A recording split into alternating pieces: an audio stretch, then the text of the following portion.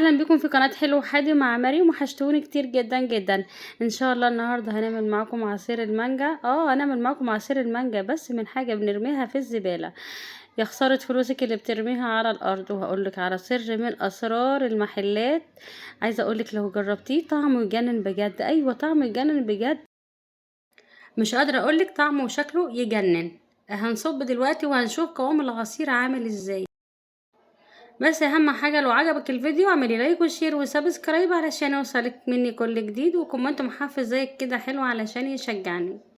جربيه ومش هتندمي. طبعا كل الاسرار هقولها لك دلوقتي في عصير المانجا ده وهتدعيلي. هتطلعي كمية كبيرة جدا منه، ومش هتصدقي ان انت مطلعه الكمية دي كلها من قشر المانجا اللي احنا بنرميه في الزبالة. يا جماعة دي كنز محدش يرميه. هوريكي دلوقتي الكمية اللي انا طلعتها.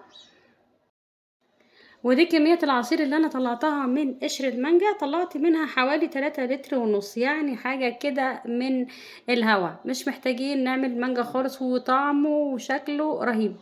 يلا بينا نشوف الوصفة بتاعتنا هنعملها ازاي.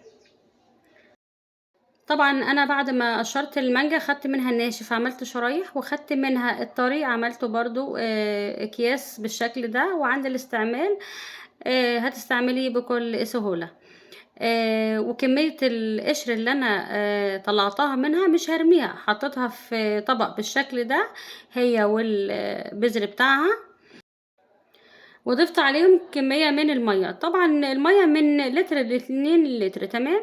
وبفضل اقلبهم بالشكل ده لحد ما كل بواقي المانجا اللي في القشر وفي البذر بتاعها. وبعدين بتمسكي القشر وبتنزلي كل البواقي اللي فيه بالشكل ده. طبعا انا هعمله وهرجع لكم علشان الفيديو ميبقاش طويل عليكم. كده انا خلصت الكمية بتاعتي. شايفين قوام العصير بيعمل ازاي. بشيل البذر من المية علشان طبعا هيبوظلك الشفشق بتاعك. وبنزل بالقشر بتاع المانجا بالمية بتاعته. طبعا هنا هضربه وبعد كده هنصفيه مع بعض. لو لقيت العصير بتاعك تقيل هتزوديه مية. هضربه وارجع لكم. خلاص انا ضربت العصير بتاعي مع القشر بتاع المانجا. شايفين القوام بتاعه. بجيب المصفى بتاعتي وبصفيه كويس جدا من اي حاجة فيه. هصفيه كله بالشكل ده. شايفين لونه ما اتغيرش خالص يعني. وكمان غير كده ان هو تقيل. وده سر من اسرار المحلات. اكيد يعني هما بيعملوا حاجة زي كده. فشايفين الكمية قد ايه. انا هخلص الكمية بتاعتي كلها بالشكل ده، وهوريكم القوام بتاعه دلوقتي عامل ازاي. فعلا يجنن ويستاهل التجربة. اوعي ترمي القشر مرة تانية، لان فعلا كنز وانتي ما تعرفيش. فانا حبيت اعمله معاكم برضو للناس اللي ما تعرفش وتجربوا. وده قوام عصير قشر المانجا. قوامه تقيل جدا. هوريكم الكمية دلوقتي اللي انا عملتها. شايفين الكمية قد ايه. دول كانوا 3 لتر. يعني تخيلوا 3 لتر من قشر المانجا. تخيلي بقى لو عندك جبت كمية شوف هتطلع قد ايه.